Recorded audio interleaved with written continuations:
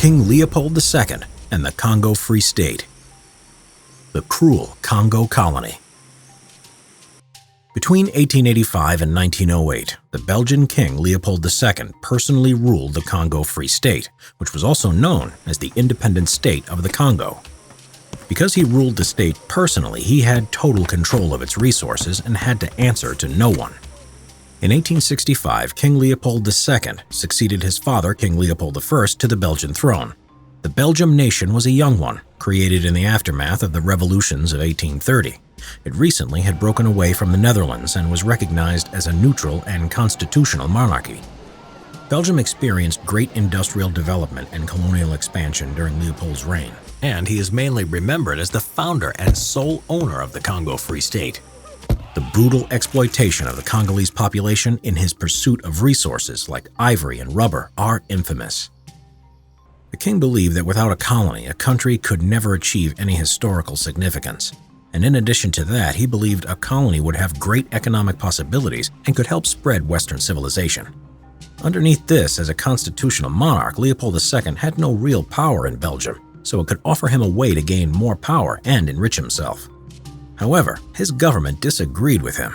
They considered colonialism to be anachronistic and were therefore not interested in pursuing his colonial dreams. The king knew he couldn't count on their support and had to think of another way. His eyes were set on the Congo in sub-Saharan Africa, which was largely unexplored in the mid-19th century and was mostly unclaimed by European countries, except for the coastal areas. King Leopold II developed a new strategy to obtain the Congo. In 1876, he helped organize a geographical conference in Brussels so that his operations would be legitimized. There, he proposed the creation of a holding company named the Association Internationale Africaine, later known as the Comité d'études pour le Congo, and finally as the Association Internationale du Congo from 1879. The AIA would provide a front for his colonial activities. That way, he would have a recognized and philanthropic platform.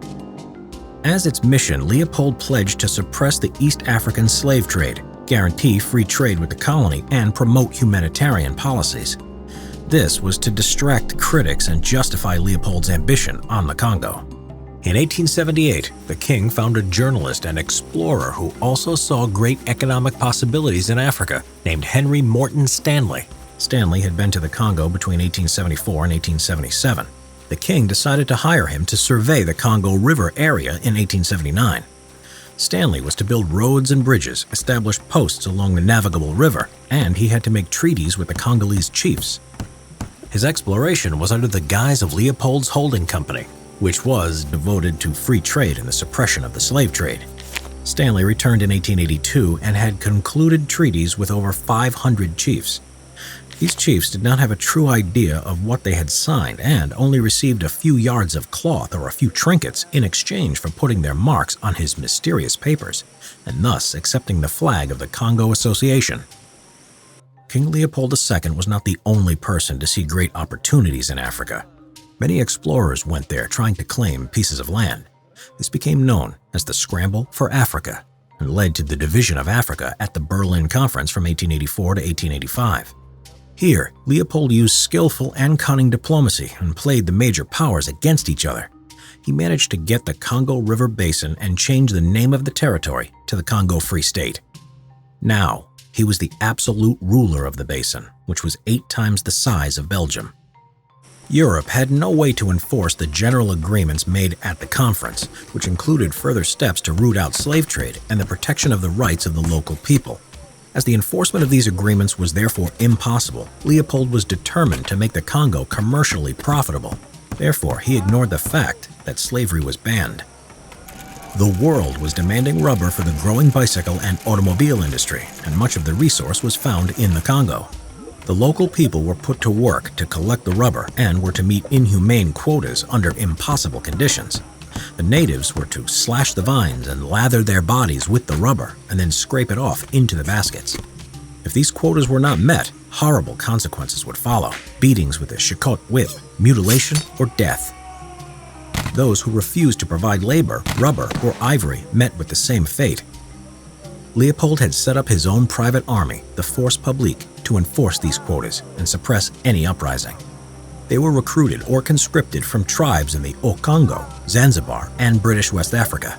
As proof that they had killed a villager who didn't fulfill their quota, these soldiers were required to sever the hands off to show their officers, one hand for every bullet used. This was because the officers were concerned that ammunition was being wasted on hunting animals for sport. Desperate measures were taken, as the quantity of chopped off hands could pay for an unfulfilled rubber quota. There were even small wars between villages to provide enough hands, and soldiers would cut them off from villagers dead or alive. Léon Rom was the brutal administrator who was in charge of the force publique. He was known to decorate his flower bed with the severed heads of his victims and kept a gallows outside his house at Stanley Falls. While choosing to maximize his short-term economic gains, Leopold II exhausted the resources and enslaved the people. He managed to gain a serious income from this and amassed a personal fortune. But this was not enough to make it profitable, and more investments were needed. In 1889 and 1895, the king borrowed money from his own government. In return, the government would get the right to annex the Congo in 1901. That year, the government decided not to use that opportunity, and Leopold could continue his exploitations. The atrocities became clearer and clearer starting in 1890. That year, George Washington Williams, who was an African-American Baptist minister, made a trip across the Congo Free State. He was shocked by what he saw and wrote an open letter to the king condemning the brutal and inhumane treatment of the locals. He said that the crimes committed were done in the king's name, and even though he hadn't set one foot in the Congo, he would still be just as guilty. Unfortunately, Williams died on the way home, and therefore the king didn't feel compelled to investigate the accusations. But after this letter, other reports soon followed. A public outrage in the beginning of 1904, after European press revelations of what actually was going on in the Congo, led to an international protest movement. Prominent writers such as Arthur Conan Doyle and Mark Twain took part in these condemnations. Twain wrote a pamphlet called King Leopold's Soliloquy, and Doyle later in 1909 published The Crime of the Congo after supporting the campaign for reforms. Joseph Conrad visited the Congo colony, which inspired him to write the novel Heart of Darkness, and Léon Rom may have been the basis for the character of Kurtz. It is estimated that as many as 10 million people had died during the Congo Free State's existence, which was half of the population. In November 1908, it was over. The Belgian government forced the king to end his rule over the Congo Free State and give it to Belgium. Starting November 15, 1908, the Congo was a Belgian colony.